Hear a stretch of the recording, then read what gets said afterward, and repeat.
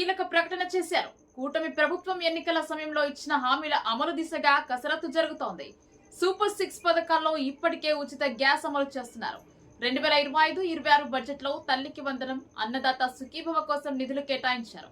అమలు దిశగా కసరత్తు కొనసాగుతోంది. ఇక తాజాగా ముఖ్యమంత్రి చంద్రబాబు యువత, మహిళలకు సంబంధించి కీలక అంశాలను ప్రస్తావించారు. ఏప్రిల్లో మెగా డిఎస్సి నోటిఫికేషన్ ఇవ్వనున్నట్లు ముఖ్యమంత్రి వెల్లడించారు. అలాగే మేలో తల్లికి వందనం పథకం అమలు చేస్తామని ప్రకటించారు. ఎంతమంది పిల్లలు ఉంటే అంతమందికి 15,000 రూపాయల చొప్పున తల్లుల ఖాతాల్లో జమ చేస్తామని చెప్పుకొచ్చారు. మార్గదర్శకాలను త్వరలోనే విడుదల చేస్తామని వివరించారు. రేపు ఉగాది వేళ మరో చరిత్రకు శ్రీకారం చుట్టబోతున్నామని చెప్పారు. పేదరికం లేని సమాజం కోసం P4 మార్గదర్శి బంగారు కుటుంబం తీసుకొస్తున్నామని తెలిపారు.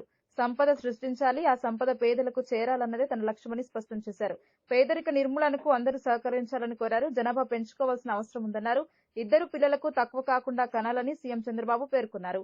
యువతను రాజకీయాల్లోకి తెచ్చిన నేత ఎన్టీఆర్ అని తెలిపారు. పార్టీకి మనమంతా వారసులమని, పెత్తందారులం కాదన్నారు. తన చుట్టూ తిరిగితే పదవులు రావు, క్షేత్రస్థాయిలో పనిచేస్తేనే పదవులు వస్తాయని చెప్పారు.